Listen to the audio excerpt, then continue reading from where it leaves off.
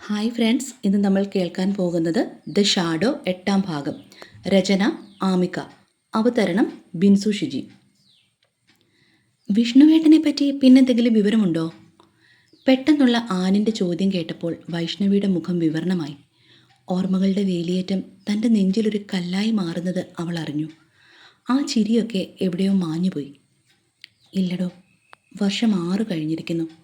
Daddy ഏട്ടനെ അന്വേഷിക്കാത്ത ഒരു സ്ഥലം പോലും ബാക്കിയില്ല. വൈഷുവിൻ്റെ സ്വരമിടറി.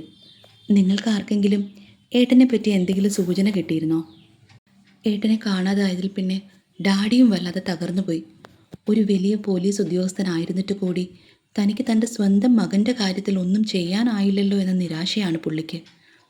മമ്മി പോയതിന് ശേഷം ഡാഡി എത്ര കാര്യമായിട്ടാണ് ഞങ്ങളെ രണ്ടുപേരെയും നോക്കി വളർത്തിയത്. എന്നിട്ടും അവളുടെ കണ്ണുകൾ നിറഞ്ഞു വന്നു. അതാരും കാണാതിരിക്കാൻ അവൾ പെട്ടെന്ന് തന്നെ തിരിഞ്ഞ് മുന്നോട്ട് നടന്നു. അപ്പോൾ ക്ലാര ചേച്ചിയെ പറ്റിയോ? അവരെക്കുറിച്ച് വല്ല വിവരവും? ഒപ്പമുണ്ടായിരുന്ന കൂട്ടുകാരി അടുത്ത ചോദ്യം എറിഞ്ഞു. അതുമില്ല, അവർ രണ്ടുപേരും ഒരുമിച്ചാണ് കാണാതായിരിക്കുന്നത്. ഉത്തരമില്ലാത്തൊരു കടങ്കഥ പോലെ അവരിങ്ങനെ എനിക്ക് മുന്നിൽ നിൽക്കുകയാണ്. അവരെങ്ങോട്ടെങ്കിലും ഒളിച്ചോടിപ്പോയതായിരിക്കുമോ വൈഷു? ഏയ്, അങ്ങനെ ഒരിക്കലും സംഭവിക്കില്ല. 2 മതത്തിൽപ്പെട്ടവരാണെങ്കിലും അവർ തമ്മിലുള്ള ബന്ധത്തിന് ഞങ്ങളുടെ 2 കുടുംബത്തിലും ആർക്കും ഒരു എതിരഭിപ്രായം ഉണ്ടായിരുന്നില്ല. ക്ലാരയുടെ മമ്മിയും എൻ്റെ ഡാഡിയും അവരുടെ ഇഷ്ടത്തിന് ഒരിക്കലും എതിരെ നിന്നിട്ടില്ല. അവരുടെ പഠനമൊക്കെ കഴിഞ്ഞ് രണ്ടുപേരെയും ഒരുമിപ്പിക്കുന്ന ആ ദിവസം നോക്കിയിരിക്കുകയായിരുന്നു എൻ്റെ ഡാഡി. അങ്ങനെയുള്ളവർ എന്തിനാണ് ഒളിച്ചോടുന്നത്? തൻ്റെ ഏട്ടൻ ഒരു സൈക്കോളജിസ്റ്റ് ആയിരുന്നില്ലേ വൈഷു? മനുഷ്യരുടെ മനസ്സ് വായിക്കുമ്പോൾ എന്തു വലിയ പ്രശ്നമുണ്ടായിരുന്നുവെങ്കിലും അതൊക്കെ വളരെ കൂളായി തരണം ചെയ്യാൻ കെൽപ്പുള്ളൊരു മനുഷ്യൻ. എന്നിട്ടും അവരുടെ ജീവിതത്തിൽ പെട്ടെന്ന് എന്താ സംഭവിച്ചിട്ടുണ്ടാവുക? ആൻ ചോദ്യം ചോദിച്ചു. An, will you please stop it? Vaishu പെട്ടെന്ന് വഴിയിൽ നിന്നു. ഈ ഓർമ്മകളിൽ നിന്നും ചോദ്യങ്ങളിൽ നിന്നുമൊക്കെ ഓടി ഒളിക്കാനാ ഞാൻ കുറച്ച് ദിവസത്തേക്ക് നിങ്ങളുടെ അടുത്തേക്ക് ഈ നാട്ടിലേക്ക് വന്നത്. 1 മാസത്തേക്ക് ഞാനിവിടെ ഉണ്ടാകും. അതിൻ്റെ ഇടയ്ക്ക് ഇതുപോലുള്ള ചോദ്യങ്ങൾ ഇനി എന്നോട് വേണ്ട കേട്ടോ. മാക്സിമം എൻജോയ്മെൻറ്റ്, മാക്സിമം ലൈഫ്, അതാണ് ഇപ്പോഴത്തെ എൻ്റെ പോളിസി.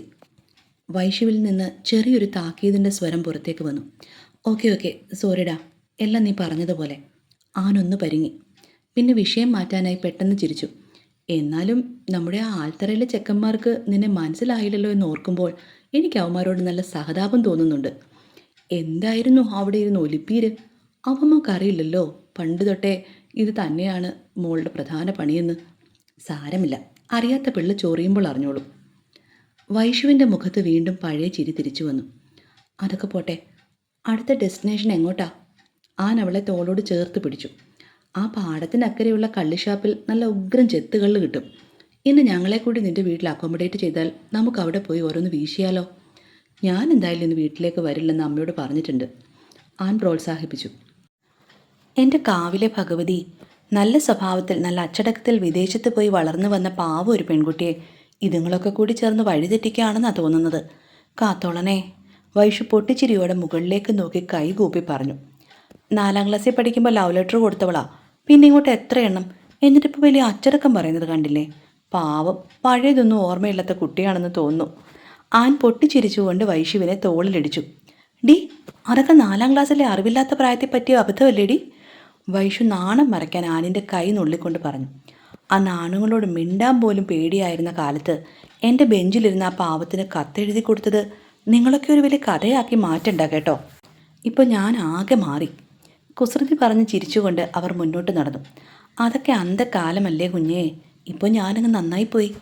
ഈ വിഷമം തീർക്കാൻ നമുക്ക് പോയി 2 എണ്ണം വീശിയിട്ട് വരാം. വൈഷു ചിരിയോടെ വിഷയം മാറ്റാൻ ശ്രമിച്ചു.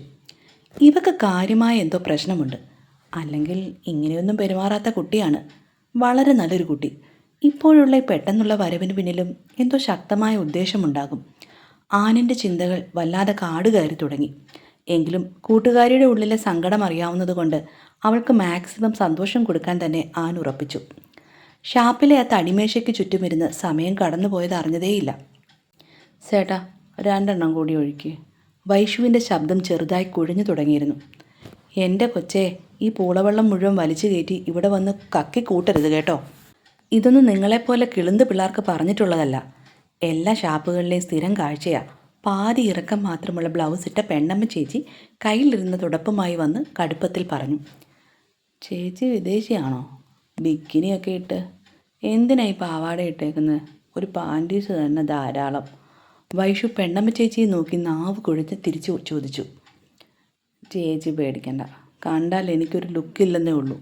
പക്ഷെ നല്ല ഉഗ്രം കപ്പാസിറ്റിയാണ്. ഇനി ഒരു 5 എണ്ണം കൂടി അകത്തേക്ക് ചെന്നാലും ഞാൻ ഫിറ്റാവില്ല. പറഞ്ഞു തീർത്തതും വൈഷു കസേരയിൽ നിന്ന് കുഴഞ്ഞ് താഴേക്ക് വീണതും ഒപ്പമായിരുന്നു. ആ ബെസ്റ്റ്. കർത്താവേ പെട്ടല്ലോ. ഇനിയിപ്പോൾ ഈ സാധനത്തിനെ എങ്ങനെ ഞങ്ങൾ വീട്ടിലെത്തിക്കും? ആകെ അന്തം വിട്ടുപോയ അവളെ വലിച്ചു പൊക്കാൻ പാടുപെട്ടുകൊണ്ട് സ്വയം ആത്മഗതം ചെയ്തു. ഞാൻ സഹായിക്കട്ടെ? പരിചിതമായ ആ ഒച്ച കേട്ട് ഞാൻ ഞെട്ടിപ്പിടിഞ്ഞ് തലപൊക്കി നോക്കി. മുന്നിൽ നിൽക്കുന്ന ആളെ കണ്ടതും അവളുടെ ഉള്ളംകാലിൽ നിന്നൊരു മിന്നൽ പാഞ്ഞു. കർത്താവേ പെട്ടു. കൊച്ചച്ഛൻ. ആത്മഗതം ചെയ്തു. എനിക്ക് വേറെന്തോ വരാനിരുന്നതാ. ഇനിയിപ്പോൾ വീട്ടിലും അറിയില്ല, നാട്ടിലും അറിയില്ല, പള്ളിയിലും അറിയില്ല. എന്തൊരു വിധി ഇത്! ജാള്യതയോടെ നേരെ നിൽക്കാൻ ശ്രമിച്ചുകൊണ്ട് മുഖത്ത് എന്തൊക്കെയോ വിഡ്ഢിഭാവങ്ങളും ഗോഷ്ഠികളും കാണിച്ചു. എൻ്റെ കൊച്ചേ, എന്നാ കോലമായത്? സാധാരണ ആൺകുട്ടികൾ കുറച്ച് വലുതാകുമ്പോൾ സൂക്ഷിക്കണമെന്ന് പറയാറുണ്ട്. ഇതിപ്പോൾ നിങ്ങൾ പെങ്കൊച്ചുകളെ ആണല്ലോ പേടിക്കേണ്ടത്. ഇടവകപ്പള്ളിയിലെ കൊച്ചച്ഛൻ ഉപദേശം തുടങ്ങിക്കഴിഞ്ഞു. നിർത്തുന്ന ലക്ഷണമൊന്നും കാണാനില്ല. ഒരെണ്ണത്തിനും ബോധമില്ലല്ലോ. വളർത്തിവിട്ട തന്തയും തള്ളയും പറയണമെന്ന് തോന്നും. പക്ഷേ ഇതിൻ്റെയൊക്കെ കാര്യത്തിൽ എങ്ങനെ പറയാനാ? നാട്ടുകാരുടെയും വീട്ടുകാരുടെയും എല്ലാം പ്രിയപ്പെട്ട സക്കറിയ സാറിൻ്റെ മോള്. കഷ്ടം തന്നെ. മോനെ സുന്ദര, ഞാൻ നിന്നെ കെട്ടിക്കോട്ടെ? കൂട്ടത്തിൽ ഒട്ടും ബോധമില്ലാത്ത വൈഷുവിൻ്റെ ജൽപ്പനം കൂടിയായപ്പോൾ എല്ലാം പൂർത്തിയായി. അവൾ കണ്ണോടെ അച്ഛനെ നോക്കി ഇളിച്ചു. അച്ഛാ, അത് വൈഷു വന്നപ്പോൾ അവൾക്കൊരു കമ്പനി കൊടുത്തതാ. ഞാൻ ഒത്തിരിയൊന്നും കഴിച്ചിട്ടില്ല. വെറും 2 കുപ്പി, അത്രേ ഉള്ളൂ. കുഴഞ്ഞു പോകുന്ന നാവിനെ കൺട്രോൾ ചെയ്യാൻ പരമാവധി ശ്രമിച്ചുകൊണ്ടുള്ള ആനിൻ്റെ വാക്കുകൾ ആ യുവവൈദികനിൽ ചെറിയൊരു ചിരി പടർത്തി. ആഹാ, 2 കുപ്പി കുറഞ്ഞു പോയല്ലോ കുഞ്ഞെ. ഒരു 2 എണ്ണം കൂടി ഞാൻ ഓർഡർ ചെയ്യട്ടെ? അച്ഛൻ കളിയാക്കി.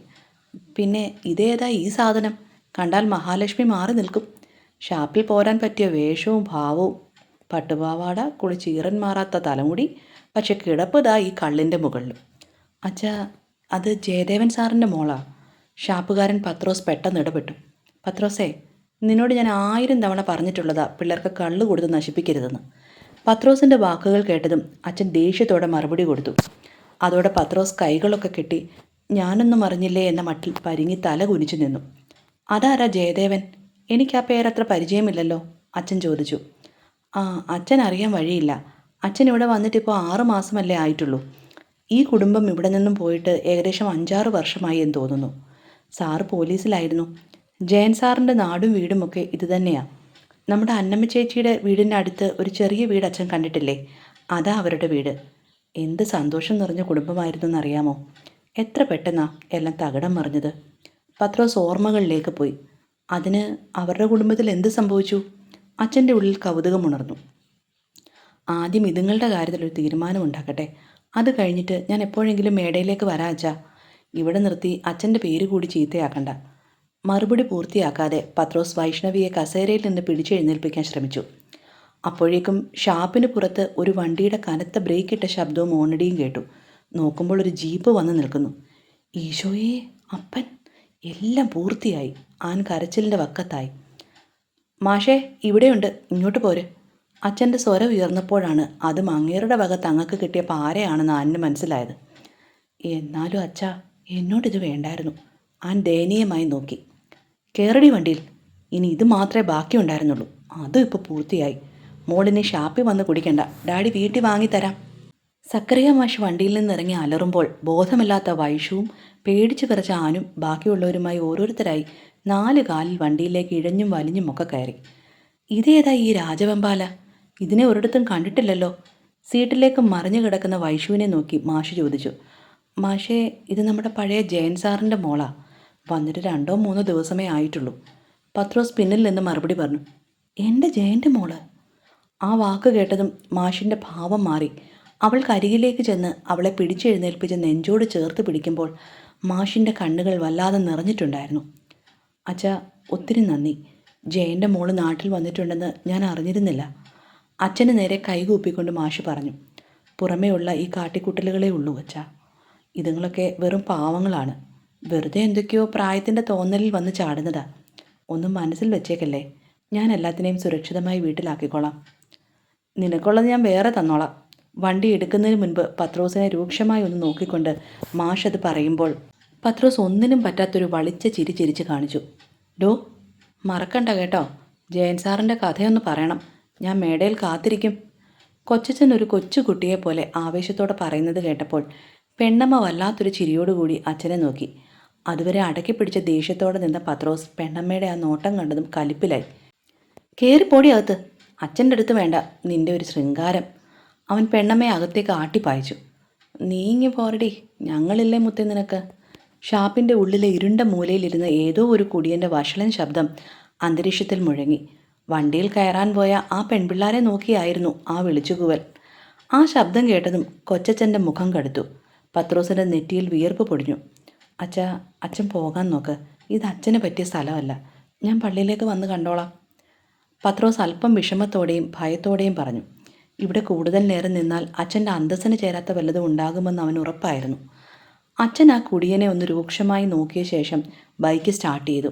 അപ്പോഴേക്കും സക്കറിയ മാഷിൻ്റെ ജീപ്പ് പാടവരമ്പത്തെ ചെളി റോഡിലൂടെ വലിയൊരു പുകപടലം ഉയർത്തി മെയിൻ റോഡിലേക്ക് പാഞ്ഞു പോയിരുന്നു.